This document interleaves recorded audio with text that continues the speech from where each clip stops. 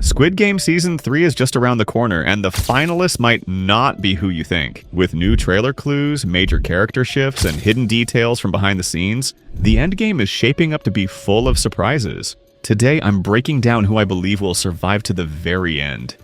Let's begin with Gi-hun. Honestly, this one feels quite obvious because we've already seen him in the trailer as one of the finalists. However, what remains uncertain is whether he will survive the upcoming challenges. In Season 1, he was portrayed as an innocent and kind-hearted person, someone with a positive outlook on life despite his difficult circumstances. However, as the games progressed, and he witnessed the loss of many friends and fellow players, his character began to change. The trauma and grief started to weigh heavily on him, breaking down his innocence. The most heartbreaking moment came during the final game when his childhood best friend Sang-woo chose to end his own life in front of Gi-hun's eyes. That event shattered Gi-hun emotionally, leaving him broken and devastated. This is a key reason why, in Season 2, we see a very different version of Gi-hun, someone who is no longer the hopeful and gentleman we met in Season 1. Instead, he appears to be more troubled and even borderline unstable, driven by a strong desire for revenge against those controlling the games, and motivated to protect others from suffering the same fate. Since Gi-hun is the main protagonist, most viewers naturally assume that he will survive once again. But what if that expectation is wrong? Director Hwang Dong-hyuk has hinted that the series' conclusion will not be purely happy or purely tragic. Instead, it will be a mix of both, a half-good, half-bad ending. If Gi-hun manages to survive, it's hard to say whether this will truly be a good outcome. After all, surviving means witnessing even more than 400 players lose their lives, and enduring further losses of close friends. Gi-hun might live on physically, but emotionally and mentally, he could be more broken and scarred than ever. On the other hand, if Gi-hun does not survive, it wouldn't be a happy ending either. But it might make more narrative sense. His death could pave the way for other finalists, some of whom I will discuss next, to survive and carry forward the story, though he is the most likely one to survive. Now let's move on to Myung-gi. Honestly, Myung-gi is an incredibly strong player. Throughout Season 2, he managed to survive on his own without forming any alliances, even during intense challenges like the Lights Out game. This ability to navigate the game's solo highlights just how capable and resilient he is as a competitor. The director has also emphasized Myung-gi's importance multiple times, suggesting that he will play a very significant role in Season 3, almost on the level of a main character. This leads me to believe that Myung-gi has a strong chance of becoming one of the finalists in the upcoming season. Additionally, considering that Myung-gi survived the fourth game, likely on his own again, it further confirms that he is physically strong.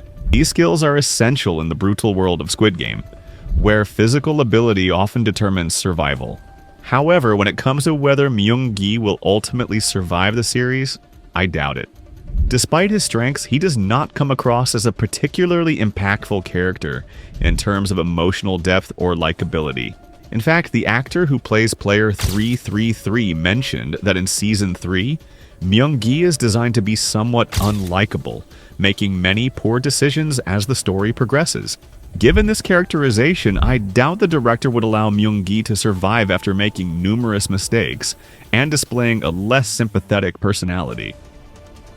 There is also the possibility that Myung-gi could be overwhelmed by guilt and regret, mostly after the possible tragic death of his ex-girlfriend, Jun-hee.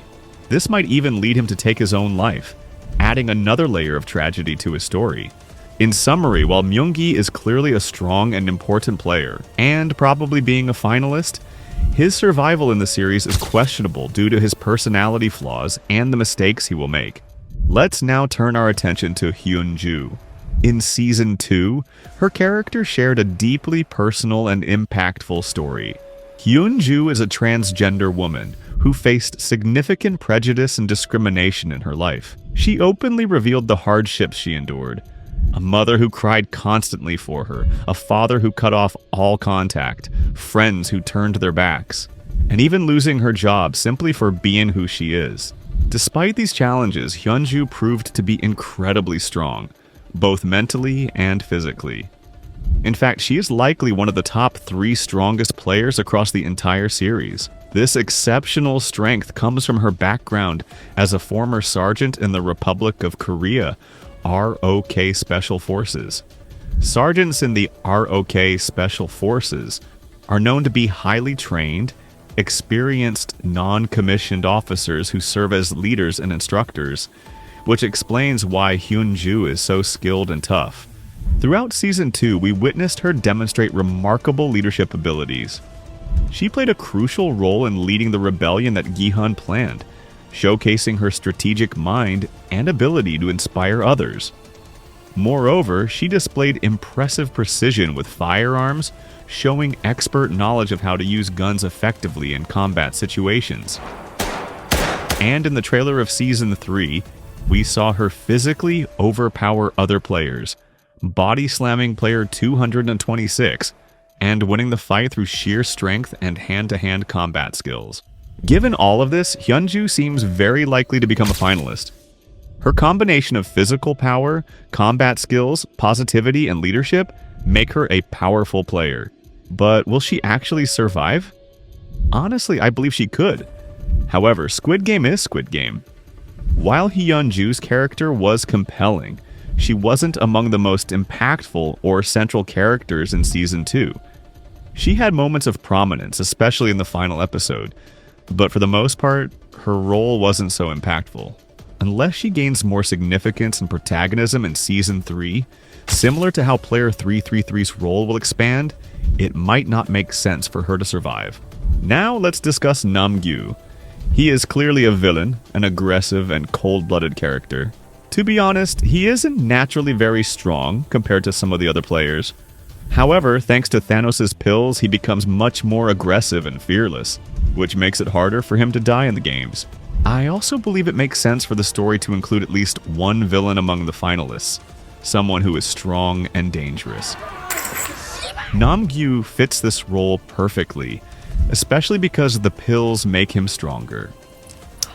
Having a villain like him reach the final rounds makes the competition more intense and exciting, especially knowing he could pose a real threat to important characters. But the big question is, will Nam-gyu survive the games? In my opinion, the answer is definitely no. By the final rounds, the players left standing will be incredibly strong, but they won't be relying on any drugs or substances that alter their abilities or behavior. My theory is that Nam-gyu will run out of pills during the last game, causing him to lose the strength and boldness the pills gave him. This will leave him vulnerable and likely lead to his death. And there's no way that the director would allow a villain to win the entire game. Finally, let's talk about Dae-ho.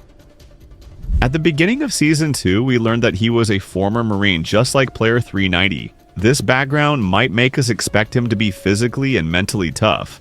But as the season went on, it became clear that Dae-ho is actually not as strong as he might seem, neither physically nor emotionally. During the rebellion at the end of Season 2, we saw how deeply affected he was. He couldn't even handle the sound of gunshots, often hiding and covering his ears throughout the chaos. This behavior suggests that he might be suffering from trauma, possibly post-traumatic stress disorder, PTSD, which makes it hard for him to function in high-stress situations. At one point, he was sent to retrieve magazines for the team's weapons, but after leaving, he never came back, likely too scared to return to the violence.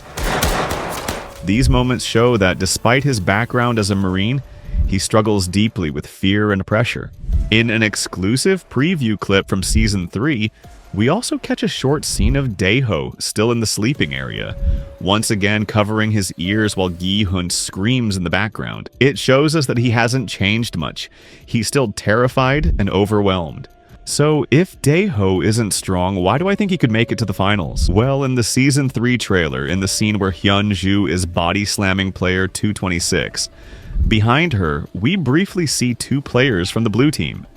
One of them might be Dae-ho, possibly being protected by Hyun-ju so that he can advance in the game. There's also a promotional teaser image from Netflix showing a bit of the votation after the 4th game. Gyam-ja was in the foreground, and in the background, although it's blurry, one person does resemble Dae-ho. We also know from his backstory that he has 4 sisters and grew up playing games with them. So when it comes to the 5th game, the jump rope game, he might have some unexpected skill. Physically, he's also fit enough to manage the basic requirements of the game, even if he lacks confidence. But when it comes to surviving until the very end, I don't think so. Despite possibly making it far with the help of others, Daeho is simply not a strong competitor. He couldn't bring himself to fight or even defend himself properly. His fear takes over in every high-pressure moment. So, sadly, I believe he has very little chance of winning the games or making it out alive. That wraps up my breakdown of the possible finalists and who I think might survive in Squid Game Season 3. I'll definitely be digging deeper into the footage and releasing more videos soon, so stay tuned.